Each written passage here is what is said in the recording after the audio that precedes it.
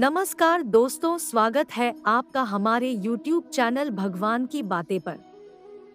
आज हम जानेंगे वो 6 बातें जो हुई महाभारत युद्ध के बाद। तो चलिए शुरू करते हैं। आप सभी को पता है कि महाभारत दुनिया का वो एकमात्र ग्रंथ है जिसमें वो सब है जो इस संसार में और संसार में ऐसा कुछ नहीं है जो महाभारत में ना हो।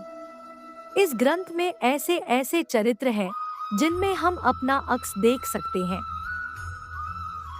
महाभारत युद्ध के लिए भी जाना जाता है, ऐसा भीषण युद्ध जो मानव जाति के इतिहास में फिर कभी नहीं देखा गया। ये युद्ध था कुरुक्षेत्र का। ये युद्ध चला तो सिर्फ 18 दिन था, लेकिन भारतीय पुरुषों की लगभग 80% आबादी हलाक हो गई थी। इस युद्ध में पांडवों की जीत हुई थी और कौरवों की हार। लेकिन क्या कभी आपने सोचा है कि पांडवों की जीत के बाद क्या हुआ? कौन बचे? पांडवों ने कितने समय तक हस्तिनापुर पर शासन किया? उनकी मृत्यु कैसे हुई या फिर क्या उनकी हत्या हुई थी? और सबसे महत्वपूर्ण बात है कि भगवान कृष्ण का क्या हुआ? यहाँ हम इन सवालों के संभावित जवाब देने जा रहे हैं। महाभारत दुनिया का वो एकमात्र ग्रंथ है जिसमें वो सब है जो इस संसार में और संसार में ऐसा कुछ नहीं है जो महाभारत में ना हो। इस ग्रंथ में ऐसे ऐसे चरित्र हैं जिनमें हम अपना अक्स देख सकते हैं।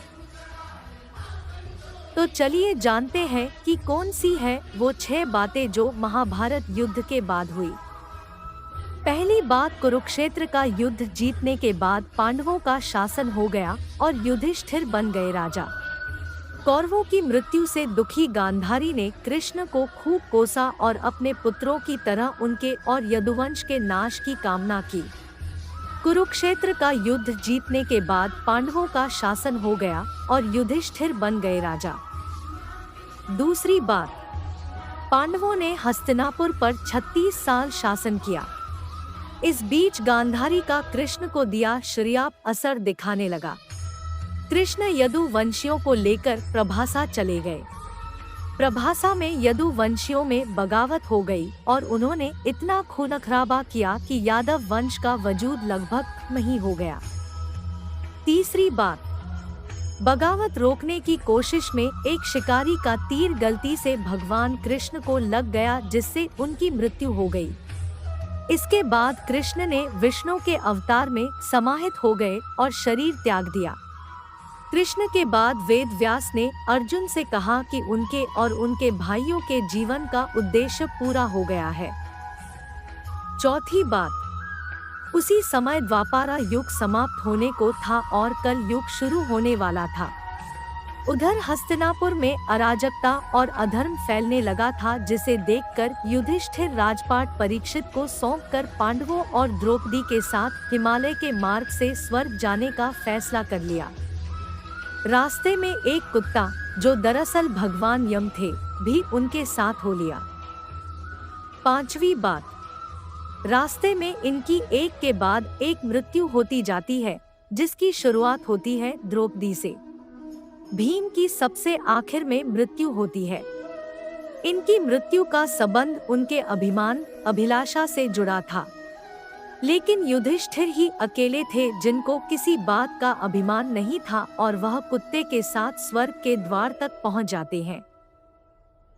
छठवीं और लास्ट बात यह है, स्वर्ग के द्वार पर पहुंचने पर कुत्ता यम के रूप में आ जाता है। यम स्वर्ग में प्रवेश के पहले युधिष्ठिर को नरक घुमाने ले जाते हैं।